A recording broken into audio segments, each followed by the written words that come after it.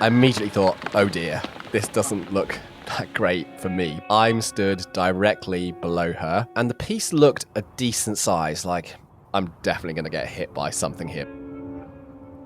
There's always some kind of risk attached to climbing, but I guess when climbing in popular spots like Indian Creek, where 99% of the time dangers can either be easily managed or show themselves less, it can actually be easy to let our guard down a little bit. Now, I was just going to edit today's video together, showcasing some really hard climbing, but then I realised that the day's events actually serve as a powerful reminder for everybody out there that even in familiar territory, the 1% chance of something actually going wrong is still always there, and often when we least expect it. This incident is a stark reminder to always remain aware of the potential hazards, even in those well-travelled areas. We are here in Indian Creek. It is pretty much the last day of the season, and me, Brittany and Mary are going to be going big on some 513s on the cliff just ahead of us. Come on, Mary, dig deep. And this is our last Hail Mary. I've been over here for around a month with Britney, projecting on Stranger, which is this really cool 514 crack that I tried last year. It actually hasn't got sent, which is okay, but I have been trying pretty hard on quite consistent 514 terrain. So today, going and trying some 513s, on paper, should be okay. Fingers crossed, this is like a really nice cruising day. Just some beautiful 513 finger cracks. Just chill. Yeah, that doesn't sound right, does it?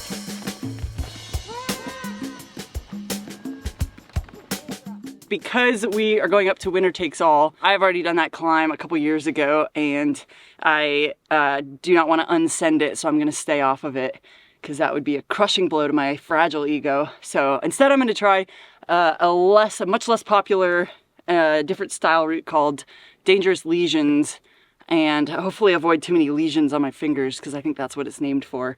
But it's mostly 0.3s, which is quite tips for me, because I have like 0.5 size fingers at this point after many years of crack climbing. So it will be a fun challenge, slightly different. I'll get to watch everyone else have just sinker finger locks while I'm bleeding out from my cuticles, and it's gonna be a great time. One other thing I have spotted as well is right at the top, the crack stops and just peters out, and there's nothing, but I can see the chains are not in line with the crack, so something is going on up there, but I cannot ask Brittany what is going on up there and what the solution to it is, because I don't want to mess up my on-site. So gonna have to stay strict on this one and find out a little surprise when I get up there. I hope it's the right type of surprise and is filled with hidden jugs or maybe even a hand crack. So Mary and me have very different size fingers, pointed out by the fact that her index is the same size as my little finger. Oh, they are the same size. Yeah. Your tip of your index is even smaller than my pinky. This is my most secret weapon. Look how tiny. Chiseled it is. Just look, that's like a... That's a nose picker right there. It's perfect. Now, before we watch some really hard on-sites and Brittany dislodge a microwave-sized block onto Tom, I want to remind you about Global Crack School, and to start with, ask you a few questions. Is jamming painful for you? Do you often find cracks either too big or too small for your hands? Are you spending hours trying to figure out crack climbing and seeing little progress? If you answered yes to any of those, then listen up. We've developed Global Crack School with our 3-step system: learn, practice, refine, to help you become a confident, self-sufficient crack climber who's always improving. The learning part of our system not only teaches you how to perform each jam, but also why each jam is crucial for self-analysis and improvement. Now, we know that knowledge is only half the battle, but practice is absolutely key. You have to put it into action. That's why we give you the tools to take control of your own crack climbing and effectively practice what you've learned on your own. Finally, we understand that real improvement comes from self-analysis. Our course provides resources to help you identify the root cause of your crack climbing problems so you can self-analyze, accelerate your learning curve, and become a self-sufficient, ever-improving crack climber. We've been teaching and coaching crack climbing for years, and Global Crack School brings all that knowledge together into a simple, digestible pathway for you to follow and make continuous, lasting gains. It's coming soon, so use the link in the description to sign up and be the first to know when it launches. With that being said, enjoy today's crushing and stay safe out there, folks. I haven't climbed a vertical creek crack for a year, and I can't quite remember whether that amount of gear is enough. So I'm just completely guessing here. So that's a little bit of a worry. And then I'm thinking pods. It's all about the pods. Pods for hands, pods for feet. Don't climb too slowly because I am a really slow climber. So setting off on this route, I think the first thing that I was really preoccupied with was this little roof section at the beginning. Generally, when it comes to crack climbing, you get a crux at a lip turn. It's pretty much the rule. I knew I wanted to get into the head wall section, but I totally didn't want to blow it on this first bit of little thin lip turn. But actually, once I made a good long reach around the lip and got a little pinkies down jam, then that setup was working just right, and you could come around to the front face and you get some really quite good jams which kind of set you up well for that main head wall pitch of climbing where you're just doing this perfect splitter all the way through. When you stand at the bottom of the main crack section on this route, is you've got a couple of really good jams, a couple of foot pods, a little edge to stand with your feet, and you're just composing yourself and thinking, right, just need to get any level of pump that you've accumulated at the bottom of the route under control. And I was trying to breathe, just stay really calm and make sure that I had plenty in the tank to then just fully go for it on that main crack pitch.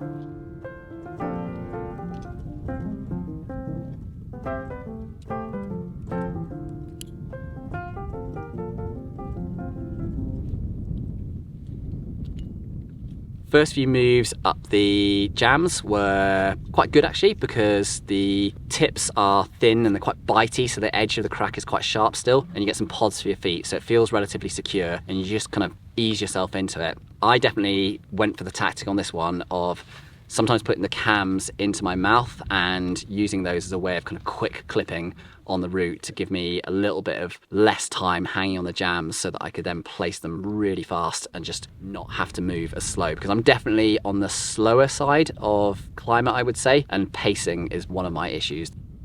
First middle hard bit, I would say, is where all of the good foot pods run out, and I was then faced with these little tipsy edge of the Ransmere jams, and I'm really trying to kind of oppose my feet and work every little bit of rubber into the crack at this point. Nice job, Tom.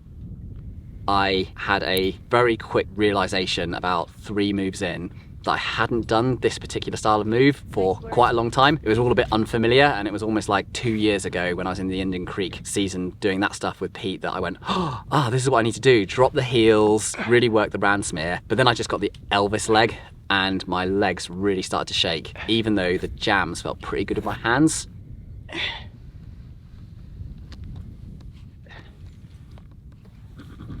Good. Good job, Tom. One more move. Come on. Good. Come on, Tom, stay with it. Come on, try hard. Nice job, dude. Yeah. Really well done. Come on. You're doing so good. Keep breathing. And I think it was at that point that I had the stranger than fiction strength and fitness that completely saved me in this situation, because I then just started cranking really hard on my hands, even though my feet weren't feeling the best and I was feeling Nice some job. fatigue.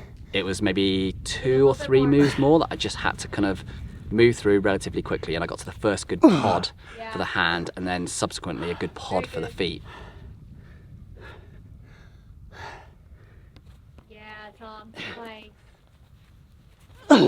Yeah, come on.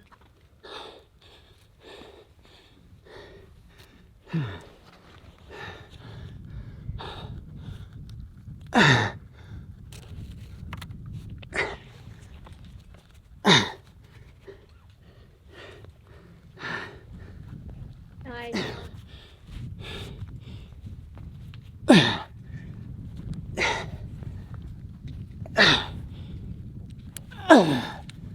So one of the things that you try and do on these style of routes is that when you get to the first good Give it a little pod bit for your more. hands, you try and run through that section as fast as possible so the pod for your hands becomes the pod for your feet, because that's actually way more restful.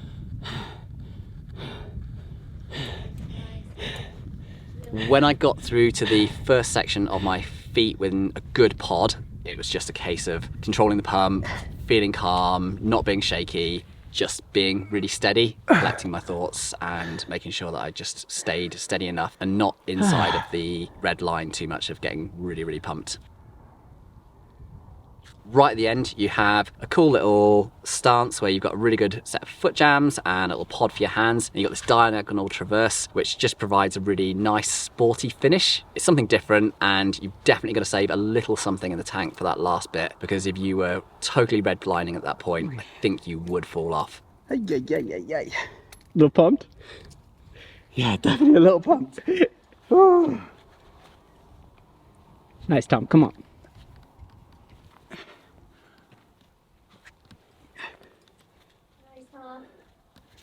Very good. Very good. You crushed that. Absolutely smell.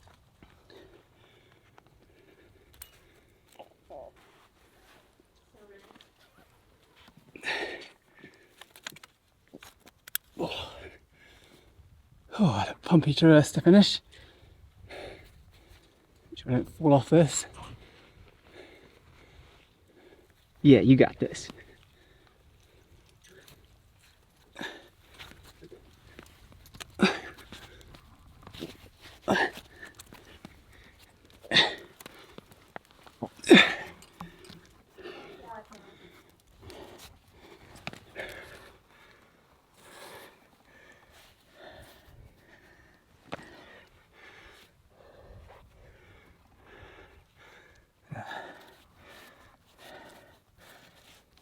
How to clip the chains. Oh, maybe I can hold up that way, that's good. Ah, nice, boom, that was good. Flipping excellent route. Looked like a proper little fight there. Yeah. Yeah, that was fun. Heck yeah. Yeah, that was really good fun. Look how perfectly those plant cams are spaced. Did you do that on purpose? Yeah, I like to put some textbook gear in. How's the route looking? Hard to say. Hard to read from the ground. Yeah. But it might be my auntie style. What size is this that you're... So that's like tips. It's pretty good for my pinkies. Oof. Used to be. Maybe not anymore. We'll see. Okay, so Britney Goris versus 513 tips. Are you think it's gonna be all like thumbs up pinkies for you? I don't know, because it looks a bit offset. Yeah. So it might be pinkies with one hand, just tips locks with the other. Yeah, the first half of the climb is maybe like 5'11", pretty easy, but a little exciting, just not wanting to fully trust some of the rock. Not very many people climb that route. It's fairly untraveled, and you know, there's probably been one ascent in the last who knows how many years. So I was trying to be extra cautious and deliberate about what I trusted. Then I was also really trying to be ready to just absolutely sprint through as much of the 0.3s as I can, because that's just such an awful size for me. Kind of like as soon as I got started, I put my foot on something that showed no indication of being a weakness in the rock and ended up knocking off like a microwave size rock.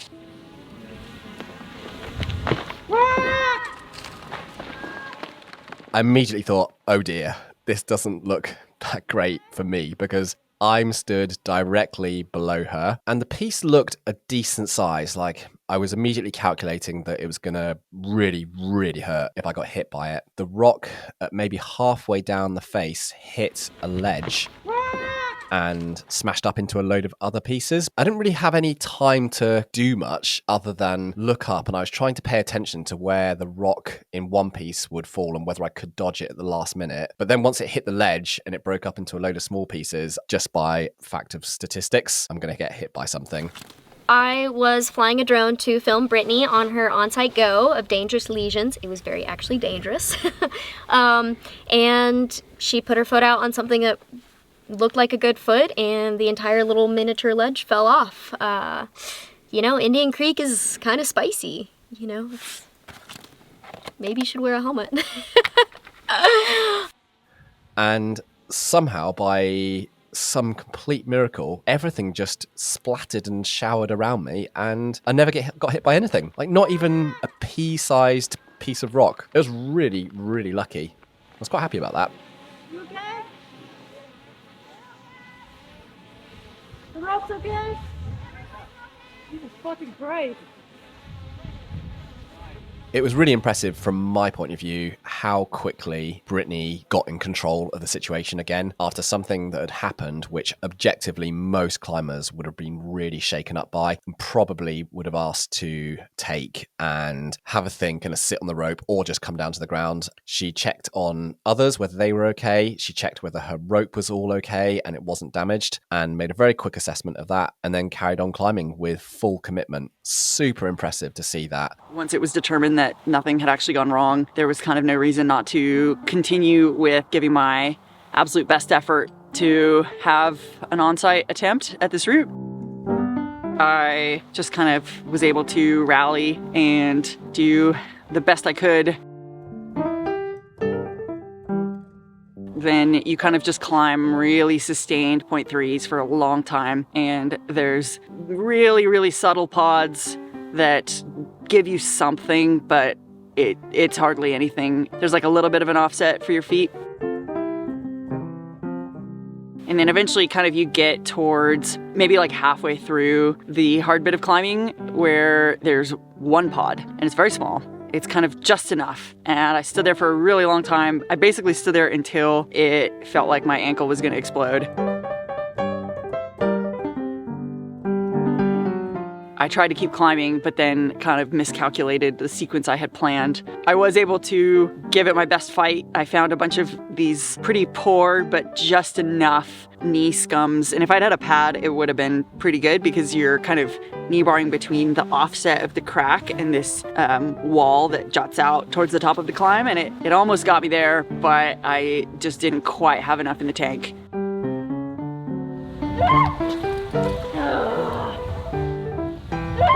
And because I was doing this like wacky knee bar sequence, I had my leg totally behind the rope, and that I don't really know that I could have avoided that with how little oxygen was getting to my brain at that point. So it took like a bit of an exciting fall after an already exciting attempt.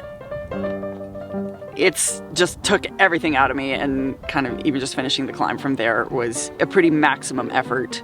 But at the same time, it was such an exciting experience that it made me just really eager and hungry to come back for more crack climbing as soon as I can. It was pretty fantastic to go all out on something with everything I had left and just kind of ride the train to the very end of the tracks and play off of the psych of having watched Tom on site Winner Takes All. That was full value. Exciting. Very, very cool. If ever we needed a last day in the creek to be exciting. The rock fell. Tom luckily did not get hit by even a pebble, which was amazing.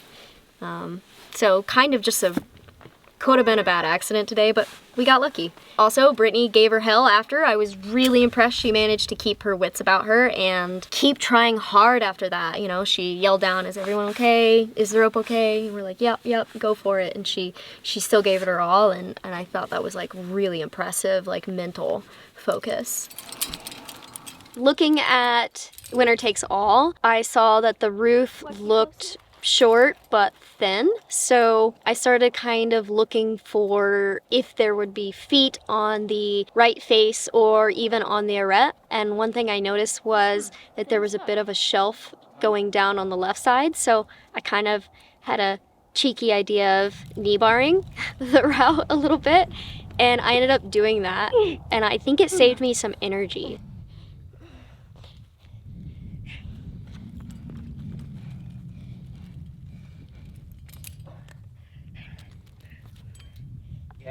Seeing Tom and Britney throw the hammer down, and Tom sending the route first try, which was awesome, and Britney managed to keep it together and give it a real good effort even after like some stuff went wrong, was kind of motivating for me, and I was like, I want to try hard.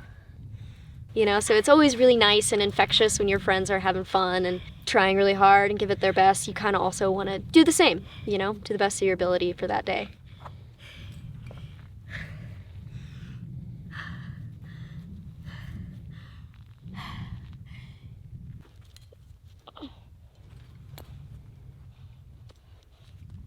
Nice one, Mary.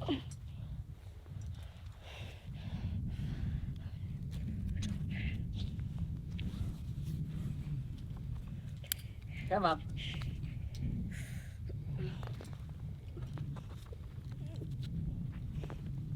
Good.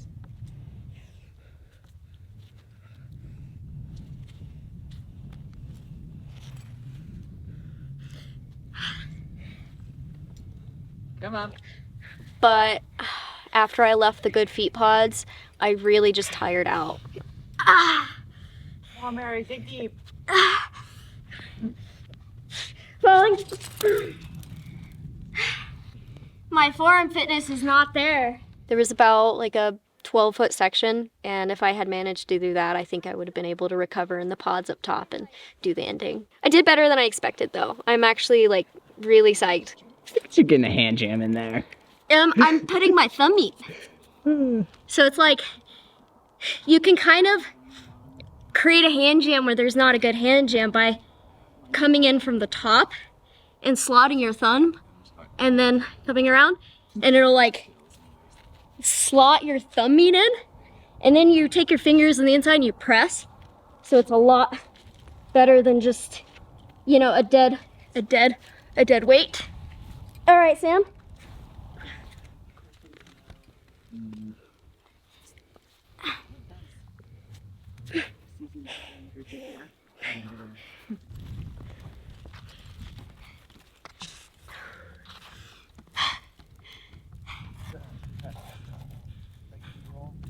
It's a scary blind floor because it's very, very open.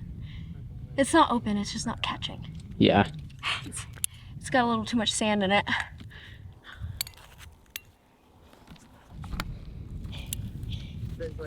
Listen, what do I want?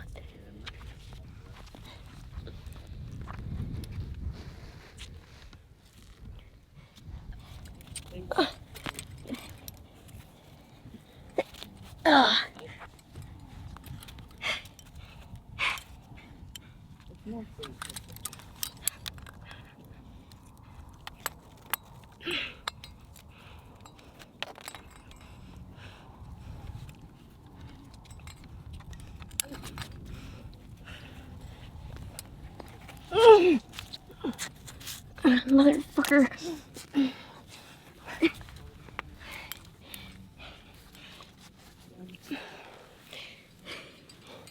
there you go. It was a good time.